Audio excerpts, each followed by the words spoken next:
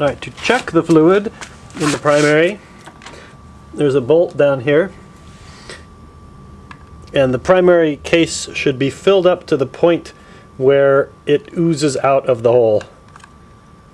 So obviously I've got you can't see it, but I've got a drain pan down underneath it. So if I pull this out and nothing oozes out, then I need to add some fluid to it, and if I pull it out and there's some oil oozing out, then it's good. So in this case I would just open up the top cover, pour some oil in here until there was some oozing out, and then plug it.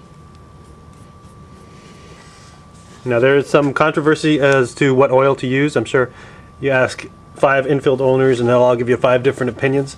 Some people use type F automatic transmission fluid. That's what I'm going to use in mine. Other people use 20 weight motor oil. I've heard that you shouldn't use the automatic transmission fluid if you have an electric starter. You should stick with oil. But this one's a kickstart only, so we're going to put the type F automatic transmission fluid in it. And from what I hear, your bike will last a long time with this, and it works great. And here's what that looks like. Take my funnel, stick it in the primary, dump a little bit of fluid in.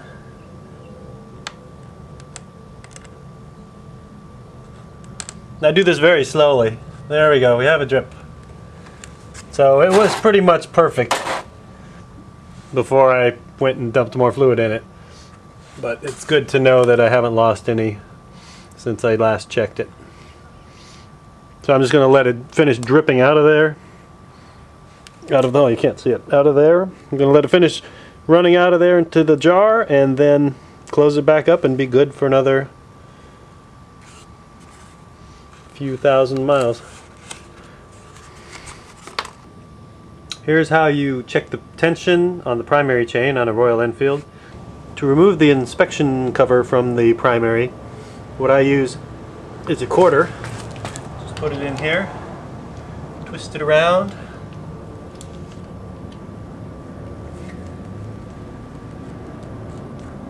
pull this cap off. Now obviously you don't want to do this with the engine running. And then the chain is right in here. You can reach in and feel it with your finger. Or what works best for me is to take a screwdriver, because I know a screwdriver won't flex, and then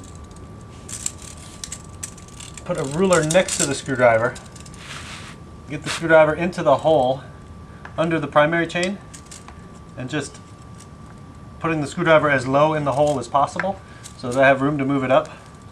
Just check how far up it moves, and if it's around 1/4 inch, then the primary chain is adjusted properly. So these things tend to stay in adjustment. The primary chain doesn't go out of adjustment too often. They're pretty strong, and the engine doesn't make that much power. But it's a simple thing to check, so you should check it regularly. So once I've checked it in one position, I get on the bike and I kick the engine around a little bit, and then get my screwdriver back in there, measure the tension again, looks good, and get back on the bike and kick it around a couple more times until I'm sure that I've tested it in a bunch of different positions, because it is possible for a chain to be stretched on one side and tight on the other side. So you just want to make sure that your chain is in good shape by checking the tension in a number of different locations. And then when you're done, just screw this thing back in, the primary plug. Primary cover inspection hole plug, I should say. Now we're going to see what it looks like inside of the primary. I'm going to change my oil. You guys will get a look at exactly how that works. You'll note that I put the bike on the side stand. This is to try to minimize the mess that's about to happen when I pull the cover off. There's no drain plug, so you just have to pull the cover off and let all the oil fall out. I'm going to show you a method to try to reduce that here. But for the previous lesson, when we were checking the fluid level, you want to have it on the center stand for that, for sure.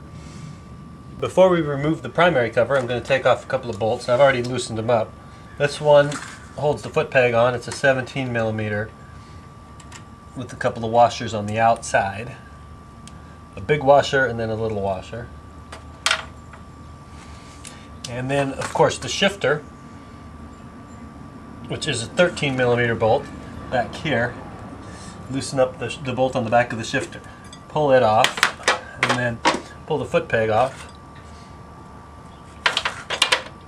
Now we've cleared out the zone, and we're able to undo this bolt and let the oil fall down where it may. Now, in a futile attempt to make a little bit less of a mess, I'm going to put some aluminum foil under here.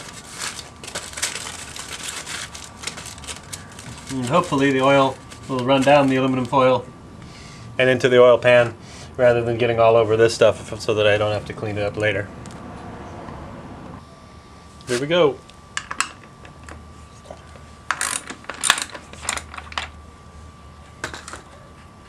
It's really cool that one bolt holds this whole thing together.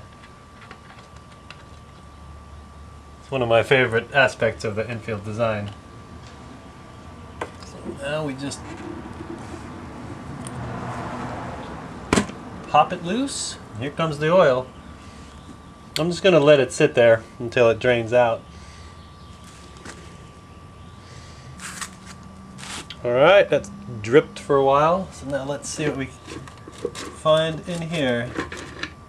So this is the primary adjuster. You can see there's a lock nut up here and an adjustment bolt in here. So you loosen up this lock nut and then unscrew this bolt until you have the proper tension on it. You can see it, how it moves as I lift it up and down here. I'll zoom out a little bit so you can get a look at the whole thing. And here's where you would measure to see if you have a 1/4 inch of play.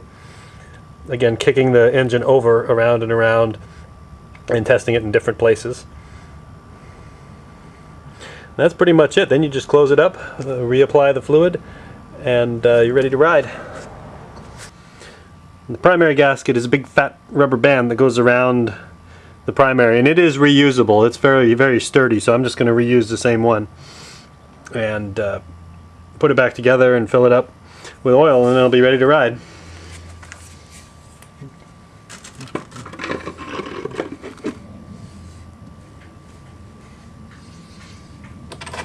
Bolt goes in the middle.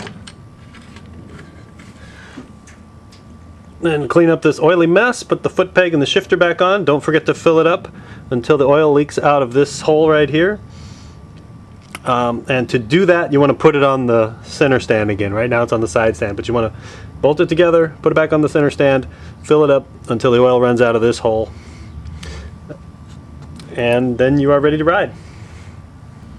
I'm trying to get this in the YouTube 10-minute limit, so that's why I'm not going to bother videotaping myself putting it all back together.